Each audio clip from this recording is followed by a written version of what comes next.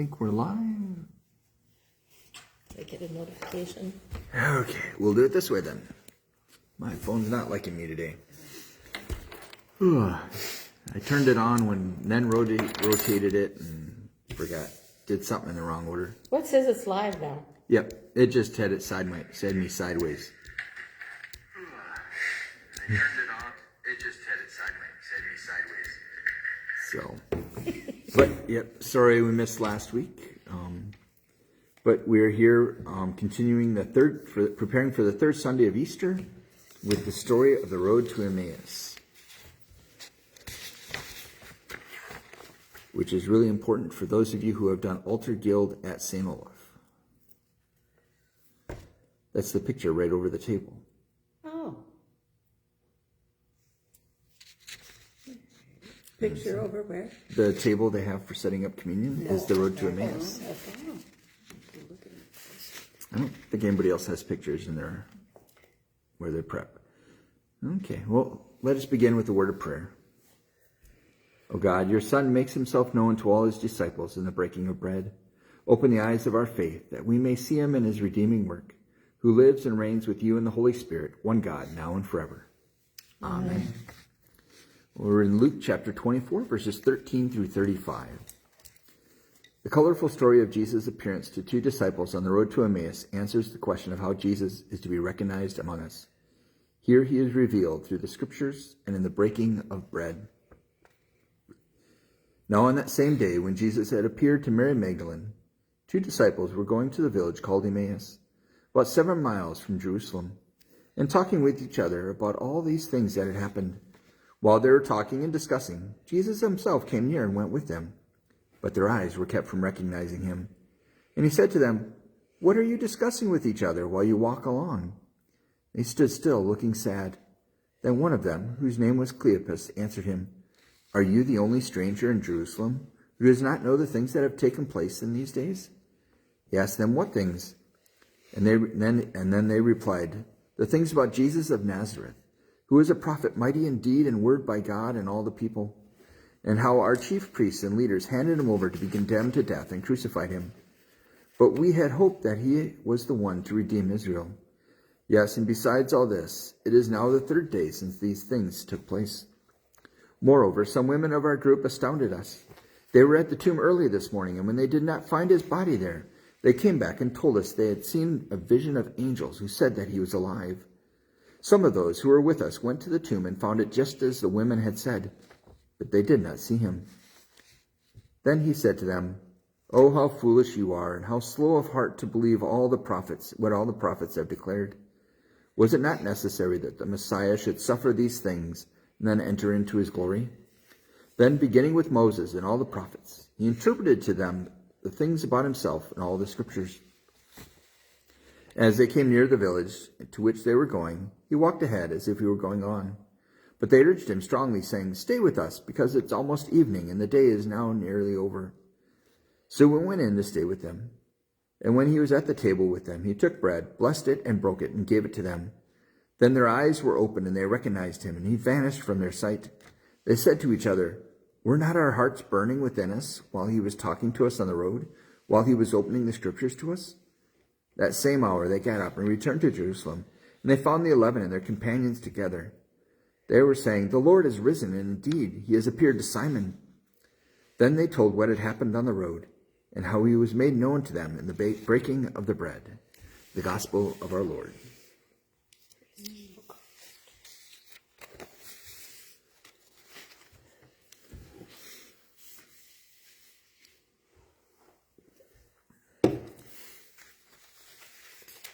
Yeah, I keep thinking that'd be really cool on Sunday to walk to church. And then I think, yeah, I'm not in that shape anymore.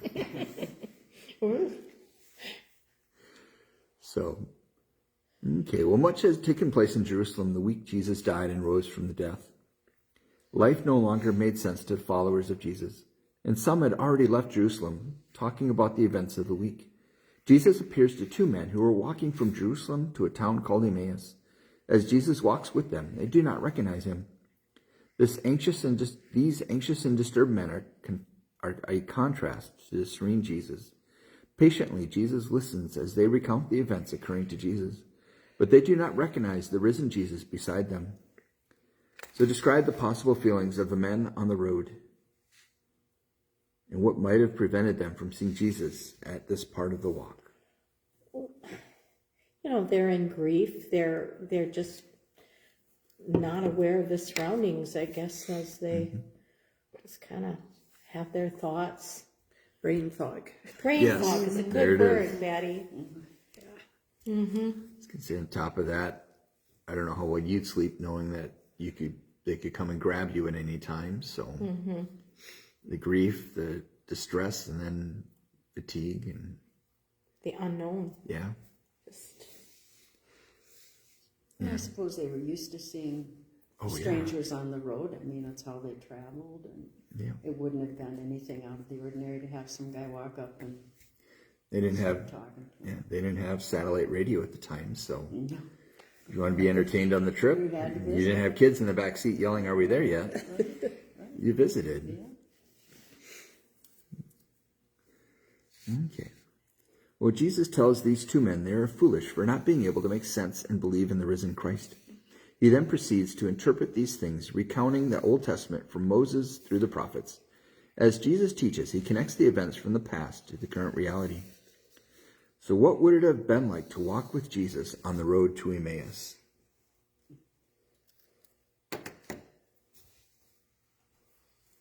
well, I think anytime that you're in his presence, you were awestruck. You know, having listened to people who are motivational speakers or what have you, and you just kind of are dumbfounded that, yeah, that makes sense. Why didn't I see that before? You know, and I think maybe that's the impression that I get from the story, that it's just like, we heard this before, but it didn't make any sense, and you're making it just very personal. Yeah. They said in that one part, their hearts were burning. Our hearts We're were burning not within our him. hearts burning within us while he was talking on the road.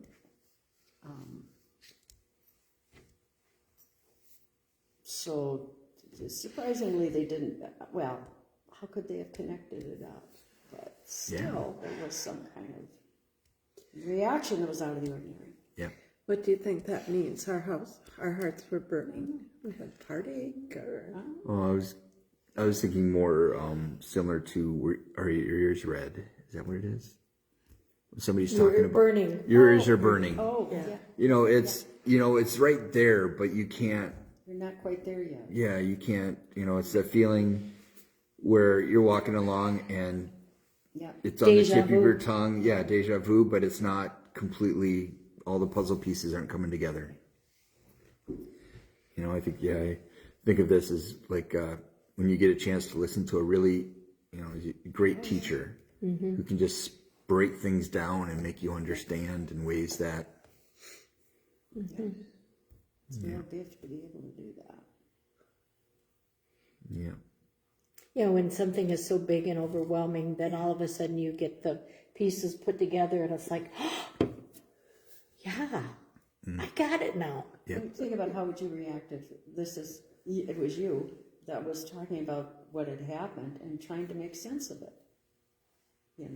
I mean, in your simple life out there, and all of a sudden all these things have happened, but you're hearing it secondhand, right? They weren't there, so it's just they're Well, picking actually, up bits they and were pieces. at These disciples were there during the week, but not at the tomb. But they were at the cross. Yeah. Okay. Well, I don't know if they were at the cross, Oh, yeah, but they were 'cause at it says, the. yeah. They Got it. they were involved. Yeah, they were involved. They in were it. involved at the Last Supper, and Yeah. The second-hand part was what happened on that Sunday morning. okay, yeah, because right. You have to admit. But yeah. they did not see him. Yeah.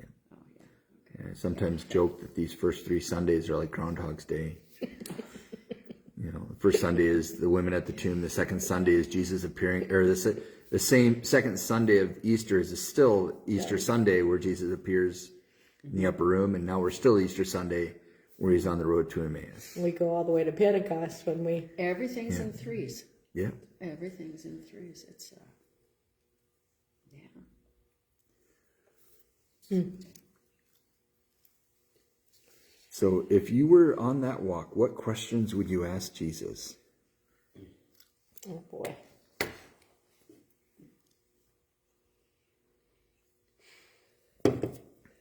Who are you? Help me. Yeah. Help me understand. Yeah.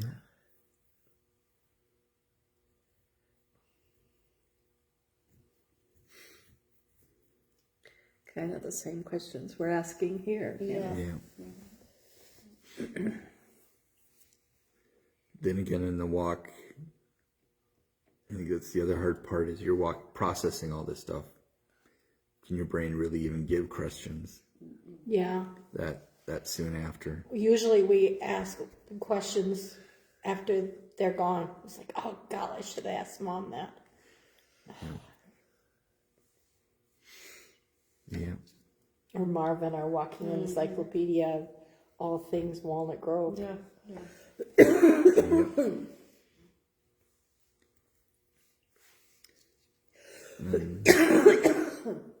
So how do you connect the Old Testament with the life and death of Jesus?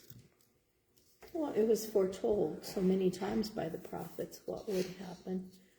And yet how it came about was still not for sure.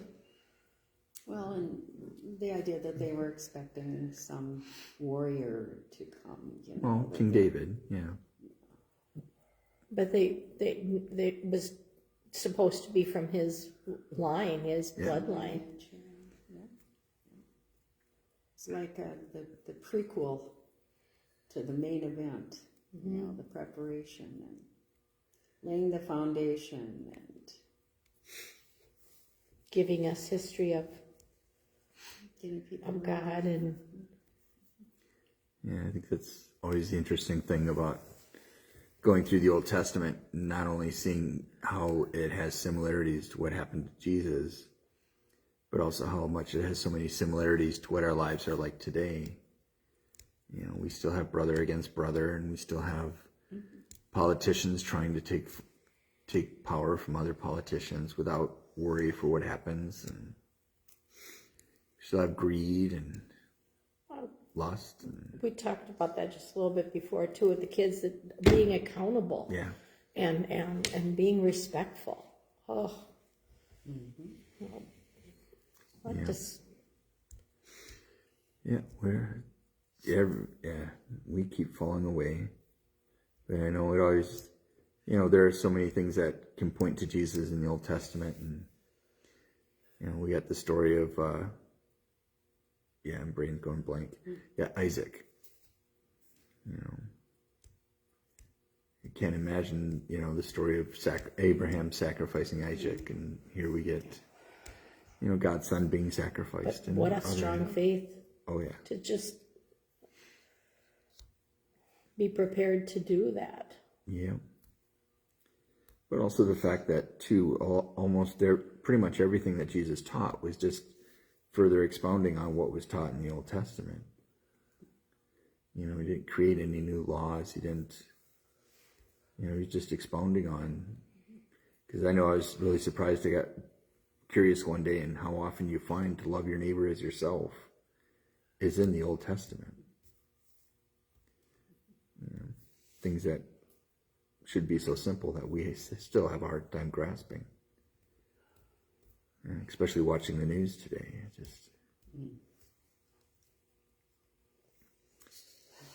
So, yeah. Okay. Well, the two men still do not perceive it as Jesus who is walking with them and teaching them. How can that be? They urge Jesus to stay with them for dinner. The scene is reminiscent of the Last Supper. Again, Jesus takes bread, blesses it, breaks it, and gives it to them. It is in the breaking of the bread that disciples have their eyes open, so they truly see Jesus. And as soon as they recognize Jesus, he disappears. So what connections might be made between this meal and the Last Supper?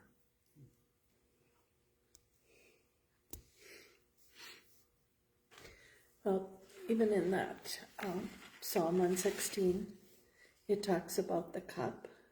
Mm-hmm. That's referring to this too, isn't it? Yeah. I never made that connection before. Yeah. I think part of not making that connection is it's not part of our vocabulary anymore. Yeah, You know, whereas in Jesus' time and in the Old Testament, that was, yeah, Common courtesy to share. well, it was also the idea that a cup was also holding you. You know, part of this cup be, great, now it's gone out of my head. But if not this cup, great, when Jesus prayed on Good Friday, no, I can't, or on Maundy, Thursday, let this cup pass from me. Yeah. Yep. It's been a long week. But yeah, it was different. You know, we don't talk about cups very much anymore. Now it's Especially cans not and the old bottles and yeah. Oh, it's used as a verb too, cup it. Yeah. But you don't hear that. No, I don't. Language goes out of style. that it does. Well, I think that's the other thing too. I don't know. I think we've talked about this a couple weeks ago. Is you don't always recognize somebody when you see them in a place you don't expect them until they do something that you know they do. Then you make the connection. Then it's like, that's who you are. Yeah. Yes, because Yeah, I'm not walking around with a blue bonnet on my head and Yeah. and Scrub. face mask Yep. and oh, blue slippers. no, Okay. I know my, Happens a I lot. wonder where you were going with that. So yeah, you know, and that's true, because you see somebody in the Yeah. hospital, that works in the hospital out, yeah, they're It's different. it's different, yeah. I know my dad's pastor came into the room this week. Almost didn't recognize her, even though we went to high school and elementary school together. Well, it was more she was also wearing a mask. Oh yeah, in the hospital. You know, and she wasn't a kid anymore. Right. But I've noticed that a lot of these people that I've been coming into contact that I knew 50 years ago, Yeah. they don't look quite the same. no, they don't. no, it's amazing. We How do. dare people age? We do. We have. Especially if we've seen each other all Every the time. day, But yeah. these people, they come for funeral or Yeah. whatever, and So why do you think Jesus disappeared so quickly? I never did figure that out. He had a mission, I guess. He had other places to be. Well, he'd done what he needed to do with them. Now he Yeah. expected them to pass it on and talk to people, I assume. Yeah. He'd done what he needed to do, and sometimes I wonder if it's not like in one of the Gospels, Mary fell down at his feet, holding on to his feet, and he said, "Let go of me." You know, as in, don't stay here. Sort of like where Peter said during yeah, my brain is really going slowly today. That's okay. The mountaintop experience. Oh, Said, let us make 3 booths here. Mm-hmm. He wanted to stay there and not keep going. Mm-hmm. I think sometimes Jesus needs to get out of the way so we don't get stuck on the mountaintop Keep moving. experience. Yeah. keep moving. Because I have to admit, if you gave me the choice between sitting at Jesus' knees or going out and helping somebody, or sitting at Jesus' feet, listening to him as Mary did, I would. But he commands us to go and do. Go and do. The Father has sent me, so I send you. So what else might the disciples have asked if Jesus had not disappeared? Where are we going next? Are we here yet? Yep.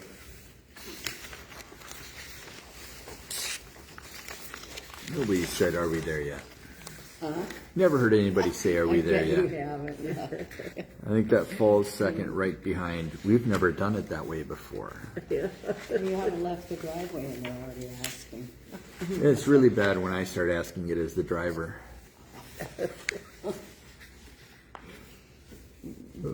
Okay. Well, the anxiety of the disciples is transformed into energetic joy. The words of the women and the disciples are true. Jesus is alive. They said to each other, "Were not our hearts burning within us while he was talking to us on the road, while he was opening the scriptures to us?"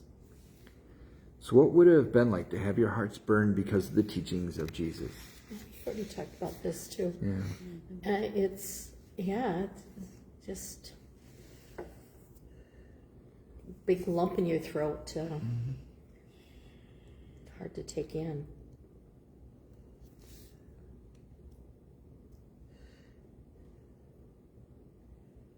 So by the end of the walk, what prevented these followers of Jesus from recognizing him?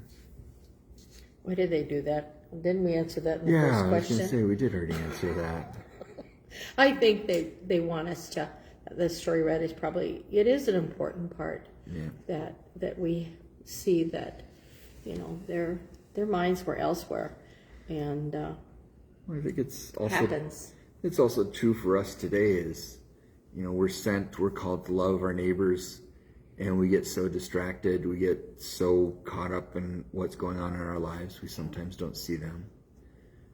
And it's a reminder that, trying to remember the song, What If Jesus Came Back Like That? It's a reminder that we can't set preconceived notions on where we'll meet Jesus. Or that dirty tramp in the back. Yeah. Yesterday, Pam and I were in Redwood and we were eating, and this guy came in and he had hair down to here. He had rings on all his fingers and tattoos and what do they call it, gothic or something? Yeah. Oh, yeah. Dark, yep. Yeah. It made me very uncomfortable. So was that Jesus? It's Yeah. Uh-huh. Right. Well, with we're all the put, shootings and everything. we're put off by appearance. I mean, we Well, judge by yeah. appearance. I mean, we do. It's an automatic reflex. But Oh yeah. Sherry and I ran into a gal out in Seattle that was tattooed from the bottom of her feet to the top of her head. Nadia Bolt Weber. Oh, yeah. And we just, we went into this restaurant. She was going to be our waitress. And we ended up in there. I don't know how long we were there visiting with her. Interesting young lady, And Yeah. tattoos didn't have a whole lot to do with who she was. And hardworking, and heck of a waitress, Yeah. too. Yeah. But And I don't get initially- why anybody wants to smear all that stuff all over their body. They think it's beautiful. Oh. And I guess that's hard for us to see Me that too. is Well, pretty. in similar ways, they can look at farmers around here and wonder why anybody would want to work with manure. Well, Yeah, I mean, Or a seed cap. it's, Yeah. that's the thing. People, nice and fuzzy pets. Okay, they poop. You gotta clean it. Feathers. I mean, I just it's got like- one. Feathers. What? I've just got one. A cat. Yeah. You gotta keep that litter box clean Oh, or yeah, she'll be but mad. But I can't. Yeah, but I mean, we all have different things that we just consider normal, that outsiders would look and go, why, And so I still remember talking with before COVID, talking with Darlene about that, about how her son had long hair and tattoos, and it made her realize that. Yes. That's not a bad defining, that doesn't make that person a bad person because they have, they're different. They just choose to be different. Yeah. And Yeah. But it's well, respect again. Respect. You just have to respect everyone. Yeah. You can do whatever you want to your body. Just don't make me do it. Yep. So I got to cancel the tattoo artist for Sunday. Oh well. Oh, you're such a goof. There goes my sermon. No, go ahead.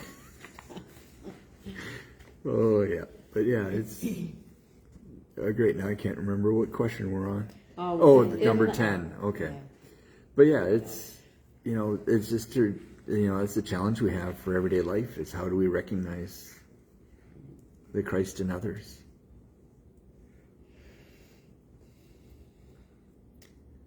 And so Give everybody a chance. Hopefully they don't shoot you. yeah. See, that's the problem. Yeah. I There's just an awful lot of fear out there. yeah. Yeah. There's a lot more fear It than might be the guy in the next You booth. just that- don't know. You just Yeah. don't know. That's right. You don't know. Yeah. Boy, some of these shooters look like perfectly normal people. Sure, they do. There was these interviewing on this morning in Sioux Falls.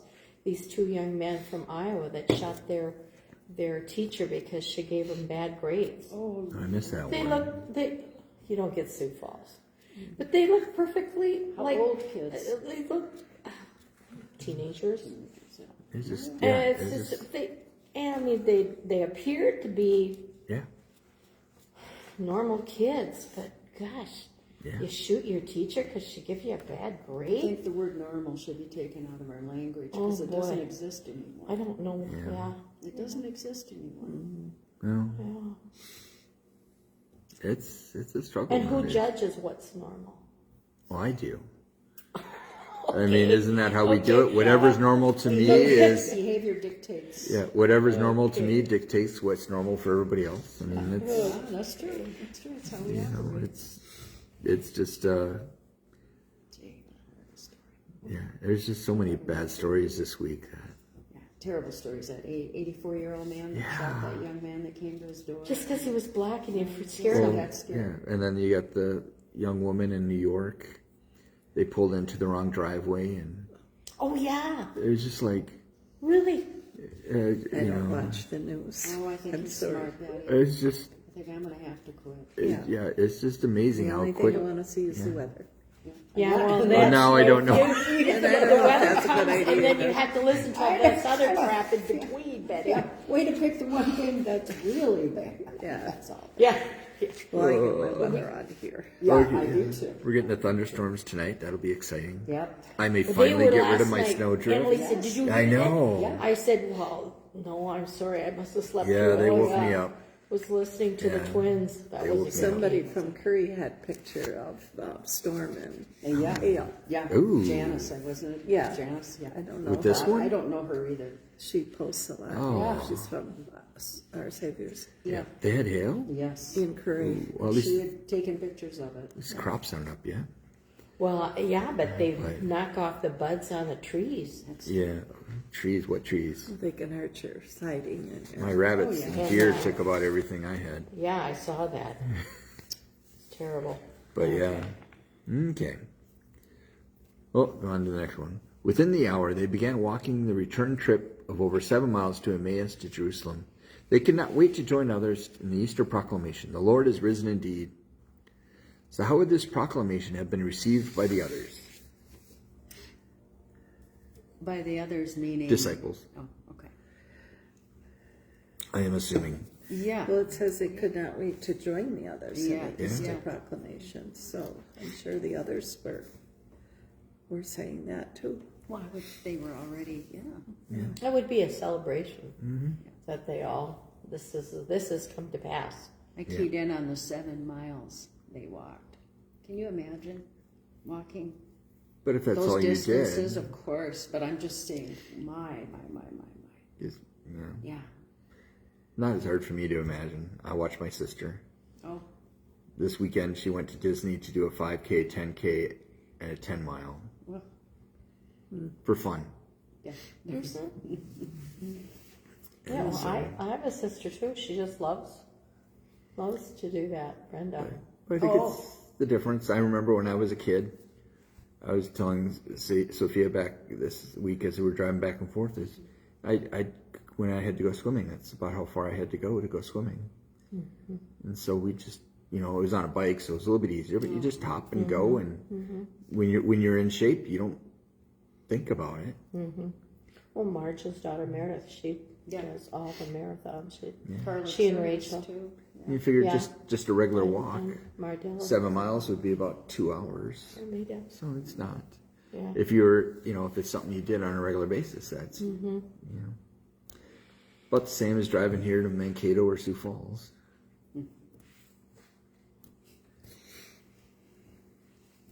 But yeah, but I think, but the proclamation would have been received, they'd already had a day to talk, figure out what the women had told them, what Peter and John had seen when they ran down to the tomb, and John, if we bring that into this, the assumption is that Jesus had already appeared to the 12 or to the 10. And so- Thomas Not yet. Thomas Oh, was a no. week later, He's a- later. Yeah. okay. and so there would have been other reports. Yeah. Sort of like thinking about Sadie was pretty excited to learn that some of her teammates were going to state. Oh, yes. Now that news spreads and you want to share in that joy, and That's what Facebook is for. yeah, they had FaceTime back then. real FaceTime back then. Yeah, right. Okay. Well, now to the word among us. Their grandfather sat out on the patio near the garden. He was a picture of serenity, yet in the house there was chaos. Many would call the family dysfunctional. The family thought their yelling and fighting were typical of all families. The children did not know any different pattern of family life. Since their grandfather had moved in with them, things were changing slowly. It was strange. The grandfather never yelled back. Consequently, there seemed to be less yelling and swearing by others. It was hard to describe, but their grandfather was so calm. He had an inner peace which was a bit unnerving in the household, yet it was also attractive. So how do you define serenity? Too tired to react. You know, when I was thinking about this, I thought, you know, when our family is incredibly loud and boisterous, you know, and you know, you just sit there and absorb it, and yeah, I don't know what. Yeah. Mother was always glad when everybody was gone. yeah. My She dad- couldn't wait for everybody to get there, but she's glad for everybody to leave. My dad would go, "Tanks for you come and tanks for you go," and laugh, of course, and That's laugh. what grandparents are for. You gotta see them come, but see them go. Yeah. I never felt that way though. Well, you were there when we had book club and Henry came chomping in Yes. with dirty boots and Yes, stuff. the mud, yeah. And Grandma you know didn't what? care. I don't care. No, I mean, I that just kind want of to stuff. see those Yeah, kids. that's right. And You bet. and yes, they leave a mess, but you know, if you come to my house and it's still messy, But when they and leave, you don't like it, I don't care if you come back. when they leave, it's very quiet. It is, and Grandma hasn't had time to stoop over and pick up the crayons and wipe the mud Yeah. because there'll be more. Because every day we have twice a day feeding of that goat. Oh, yeah. That goat. Yeah, it's The a one that cutie Henry was pie. holding in the It's a picture. cutie pie. Okay, fine. Yeah. Well, I sometimes think of serenity. I don't get it very often. Oh, But on the days when it happens, you know, when you go out in the morning Yeah. and it's so peaceful outside, there's, you know, it's just a few birds, there's no loud cars or no, you know, the sun is just rising. Or this one I get more often is when the sun is setting and it's nice and peaceful. You know, that idea of peace and quiet. Yeah. I think of Alcoholic Anonymous with us, or that's any of the, you know, Yes. gamblers. Give me the serenity Yeah. That's their prayer. That's what Right. Right. their main thing. So That's a being real at peace with what you can't control. Yeah. It's a real gift. and knowing the feel that difference of what you can change and what you can't. Yeah. So how does one obtain serenity? Practice, practice, practice. Paying attention to what's going on in your life. Yeah. Being aware. And I think there are people that instill that in you. I think there are people that you come up next to in some way, and the way they react to things transfers to you. Yeah. And Less of this, more of this. Yeah. More listening, less talking. Yeah. Well, I think that's the other thing too. I'm not sure if it works. Is, you know, spending time with older generations. Is, you know, you've been through more. You know that life continues. We are the older generation here. But We are. He's not. he's not. Yeah, you're You know, just but a it's- kid. You're yeah, a I know. whippersnapper. But it's the idea that, Whippersnapper. you know, when you're a kid, everything comes bang, bang, bang, bang, bang, bang. Right. And, Right. you know, once you get a little bit older and, you know, I look at the things I thought when I was a kid going, why? Yeah. You know, but part of it is, you know, you learn that from the people around you. My grandfather would sit with his legs crossed and with his farmer boots on and his overalls, because he didn't wear anything but overalls.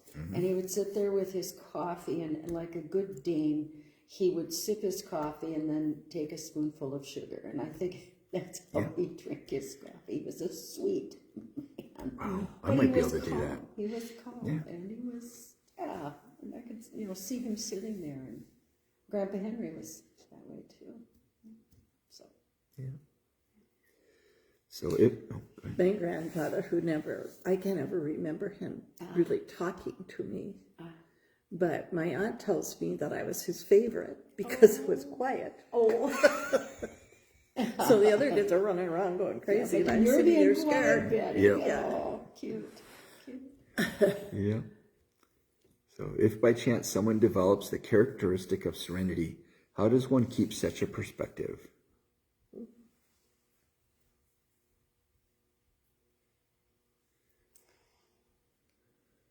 I don't know if you keep it. I think it comes over you at times, and I don't think it's a continuous thing.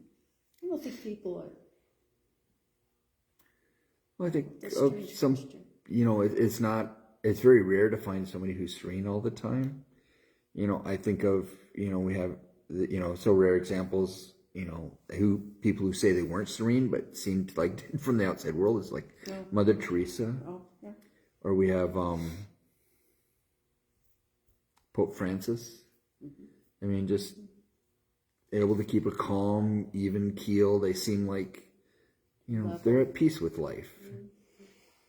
And there's others too that we've seen, but yeah, it is. Yeah, I've yet to hear anybody say their life was all serene. But it can, just when you think it is, something crazy happens in your life. Becomes more soap opera than you ever want to see. Right. Right. Good point. Oh yeah, well, we were sitting in the nursing home watching. Was it Young and the Restless? Oh. Yeah, they had a funeral for somebody who had pretended to die, and just like Oh, who watches these all things? champagne and baby grands and a nice brown. Yeah, it was just like yeah. Okay, so how can a serene person be both unsettling and attractive to others? Well, Well, people can get mad at Unnerved. them, so why aren't you upset? Why aren't you angry? How come you're not complaining? Blah, blah, blah, blah, blah. How come you're not reacting the way everybody else Yeah. is? you What's wrong should with you should do something about that. Yeah. You need to do something about that. Just I think it's attractive too because in a chaotic world, it's nice to have a calm spot. To have, as you said, you I don't know what you build off on how other people are reacting. Yeah. It comes to you. You can feel it from them. Yeah, and it makes a difference. And so that's the attractive part, I think. like just being, in my working, just coming and holding somebody's hand and just not doing anything but just your presence and just make them feel better because they're not alone. Yeah. Okay. Well, throughout the season of Easter, daily discipleship, this Bible study is using serenity prayer in its reflection. Reflect on the word serenity as you pray. God, grant me the serenity to accept the things I cannot change, the courage to change the things I can, and the wisdom to know the difference. So who in your life has modeled serenity? My mom.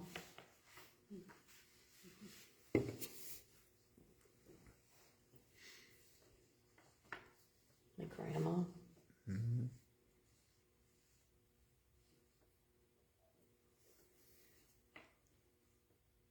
Yeah.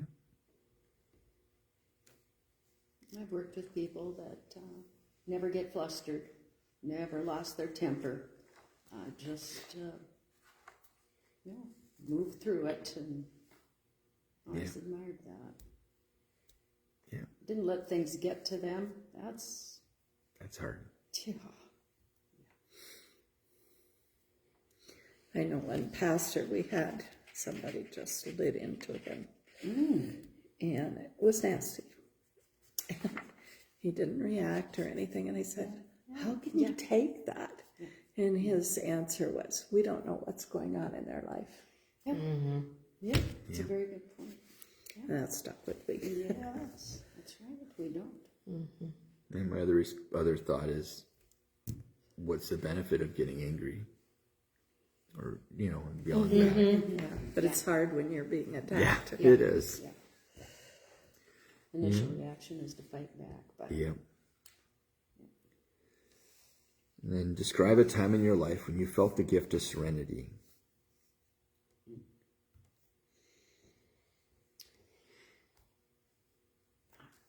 I would feel it out at the pageants.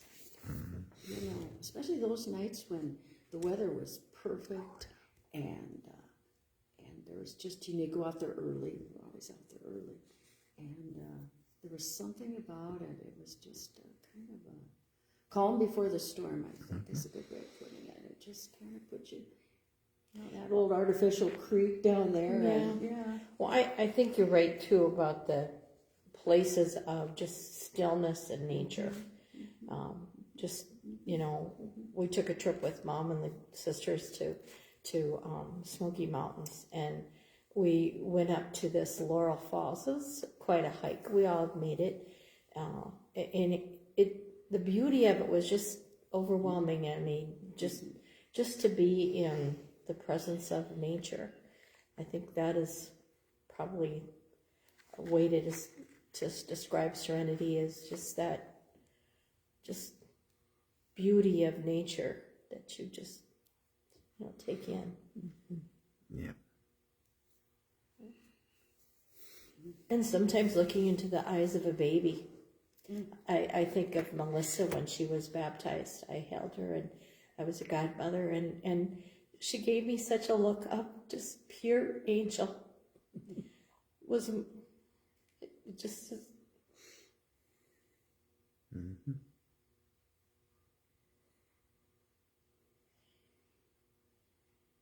And sometimes preparing for people to pass on. And there's just such a calm peacefulness about their death.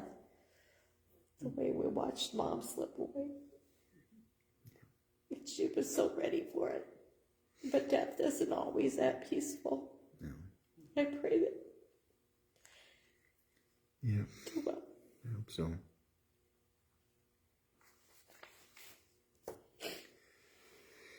Yeah, it's hard to realize you can find serenity at that point.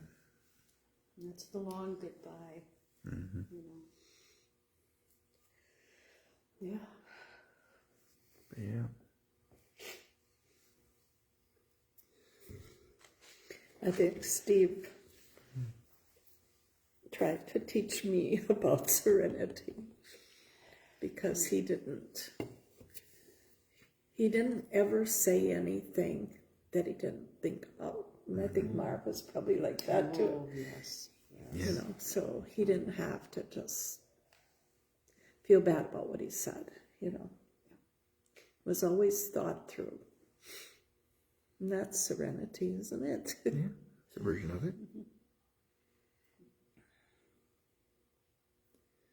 So what has or needs to change in your life that you can experience more serenity? get rid of stuff you can't change. Quit watching the news. Yep. Yes. No, that's it. Yeah. It's getting worse all the time.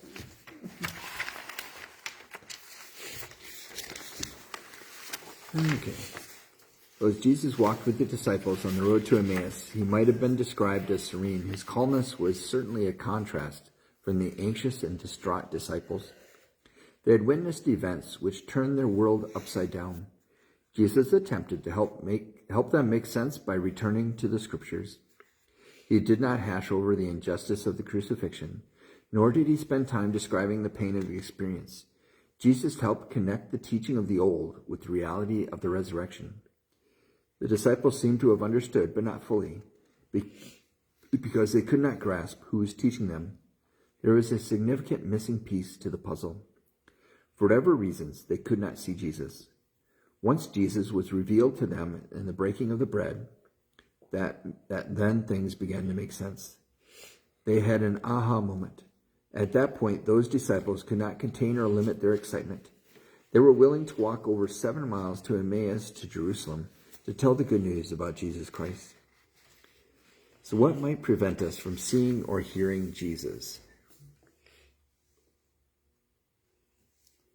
just getting caught up in our own lives and the busyness of things, and, you know, not paying attention.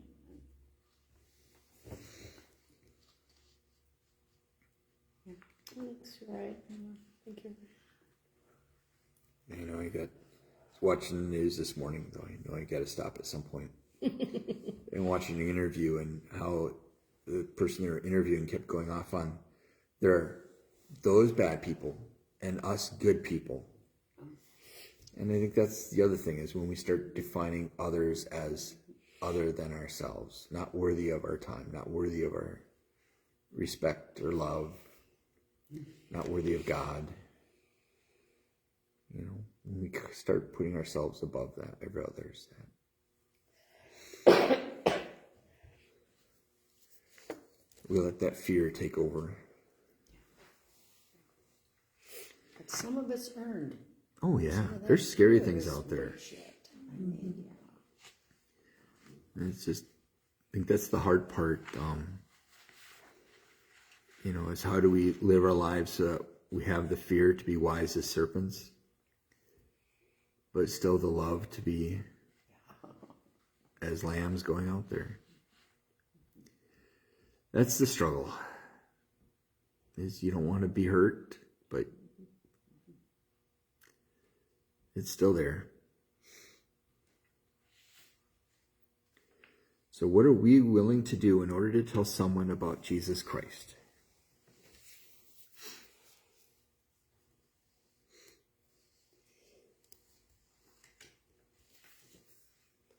Get over being afraid to share. Probably just, you know,